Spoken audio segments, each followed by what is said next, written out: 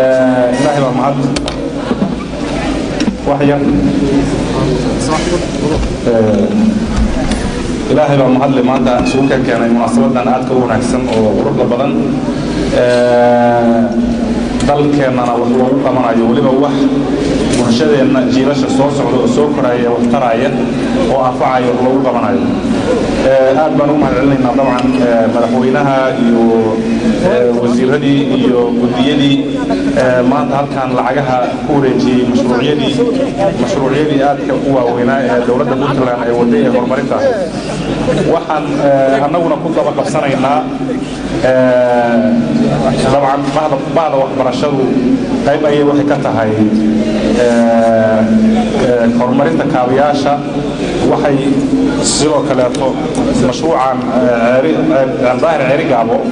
ay waxbarashadu kaalin la kaga aadan tahay ismihiisa iyo dhamaystirkiisa marka annaga ah jaamacadda bariga Afrika maanta waxaan rabnaa insha Allah taala halkan inaan iyadana xoolo ku wareejino xoolahaas oo ka yimi ardayda dhigata jaamacadda bariga Afrika waxaan lagu wareejinayaa guddiga wadada daahir ceerigaabo intaanan ku wareejin lacagtaas intaanan ku wareejin lacagtaas dabcan markii ugu horeysay maaha waa markii labaad oo wadada ay jaamacadda bariga Afrika lacag ku wareejinayso lacagtaasuna ay ka timi ardada iyo macallimiinta jaamacadda waxaan rabaa inaan marka koobaad gudoomiyaha jaamacadda bariga Afrika gudoomiyaha Sheekhdon aan kelmad yar siiyo kadibna kusoo gudoomiyo بسم الله الرحمن الرحيم الحمد لله رب العالمين صلى الله وسلم على سيدنا محمد وعلى اله اجمعين runtii waxaa farxad weyn noo ah annaga oo ah jaamacadda bariga Afrika annaga ku duulayna dardaarankii iyo tusaaleyntii iyo hagidii wasaaradda waxbarashada iyo tacliinta saraba inaanu maanta ka qayb galno xafladatan oo aanu ku wareejino guddiga dhismaha wadada daahir ceerigaabo lacag ay bixiyeen ardayda dhigata jaamacadda bariga Afrika sida hor loo sheegay ma aha lacagta tii ugu horeysay ardaydu bixiso waxayna ka mid tahay guud ahaan ka qaybgalka wasaaradda waxbarashadu ay kaga qaybgalayso dhismaha wadada ay ka mid tahay wasaaraddu bixisay muxuu ahaa irshaadaad ama hagayso ardayda iyo macallimiinta iyo dhammaan shaqaalaha waxbarashada oo dhan in laga qayb galo mashruuca muhiimka ah oo laga dhawarto ah waddanka horumarintiisa sidaas ayaa marka ardaydu ajiibtay laga soo bilaabo ardayda dugsiyada hoose ilaa jaamacadaha tan marka maanta aanu soo waxa weeye in jaamacadda bariga Afrika mar labaad ay bixiso qayb kaleeto oo ka mid ah lacagta bixinaysay hore waxay u bixisay 9,000 iyo 300 lacag ku dhow haddana waxay bixinaysaa insha Allah 9,000 oo kaleeto mana ah markii ugu dambeysay insha Allah waxaan jecelahay ilaa 6 goor oo kale wadada ka dhamaato inaan sii wadno oo muxuu ahaa awal kasar uga qayb qaadan khatabkan insha Allah inaan ka qayb qaadano dhaxdana ka qayb qaadano hawshan saas soconaysa hadii la yiraahdo waa mahadsantihiin waxaan rabaa inaan wasiirka oo ay arintan si gaar ah u khusayso inaan kelmad siiyo isagoo kelmadiisa u yiraahdo intaan la wareejin jaaga بسم الله الرحمن الرحيم ثم الصلاة والسلام على رسول الله صلى الله عليه وسلم ما أنت شرف وين بينوت هاي هول كوين أو روح لبدن أو عيلة هاي جامعة باريغا أفريقيا أو ما أنت لبدي مشروع عجوة ويني لصوب بندقي مدينة هاي قرونكا قروة وعاصمة إن العقل أقول لما يشتروه midda labaadna uu yahay ceel daahir oo isagana lacag la siiyay ceerigaabo ceel daahir ceerigaabo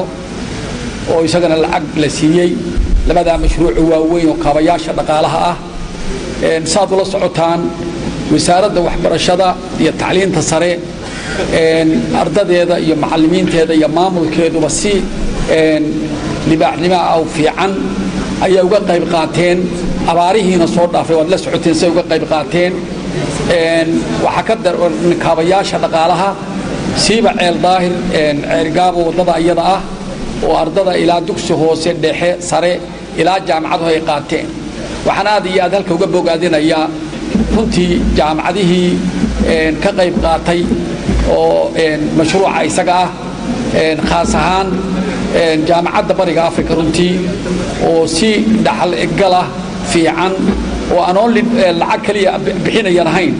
ee dadka hogaaminaya oo talada leh ay hogaamin ka yihiin waxaan leeyahay jaamacadda bariga afrika insha Allah aad iyo aad baan maamulkeeda macallimiinteeda iyo ardadeedaba aan bogaadi weyn uga soo diraya kaalinta weyn qaateen hadday tahay kaabayaasha dhaqaalaha hadday tahay abaaraha labadaba insha Allah marka iyo soo dhaweynta fiican oo maartay runtii horumarka ay dalku Puntland ay leedahay runtii hormuudka ay ka yihiin aad iyo aad baan maartay uga mahadcelinaya dhammaantiin waxbarashada aan ku leeyahay marka ugu horeysa Ramadaan Kariim midda labaad waa taynu ballan qaadnay inaynu ka qayb qaadano horumarinta mashaariicda Puntland marka halkii laga sii wado sida jaamacadaha waa iyaga hormuudka runtii oo saa u wada maalin walba lacagta u bixinaya runtii aad iyo aad baan ugu mahadcelinayaa dhammaan waxaan leeyahay mashaariicda horumarinta haddaynu bahda waxbarashada nahay waa inaynu aad iyo aad uga qayb qaadanaa waayo wax loo adeegayo waa arday weeye ardadu waa kuwii berrinta bedeli lahaa dalka kuwii qabsan lahaa weeye kuwii hogaamin lahaa weeye kuwa laf dhabartooda weeye marka yayna waxba ka hagran nina korkiisa biyees kama hagrado insha Allah dhammaan bahda saxaafadda waa salaamaya gudidii wadana horumarkaasna aad iyo aad baan u salaamaya dhammaantiin aad baan sankalay salaam calaykum warahmatullahi wabarakatuh وعليكم السلام ورحمة الله وبركاته وزيرك ومهدسن يهي آدي آد رالي هذا وحن ربا إنا وزيرك أولها بقول كسر دوية صوتها